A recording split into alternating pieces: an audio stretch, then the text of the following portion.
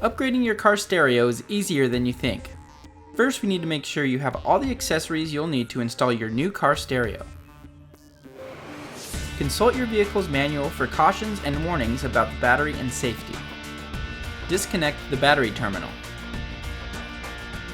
Follow the detailed instructions for removing your car stereo.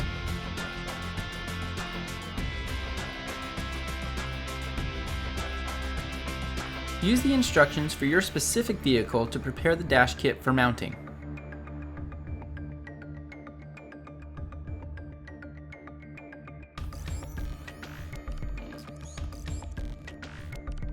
Now it's time to wire up your new car stereo to the connector.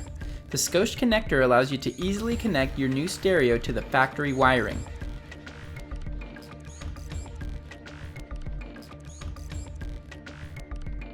Mount the dash kit in your vehicle. Reassemble your vehicle.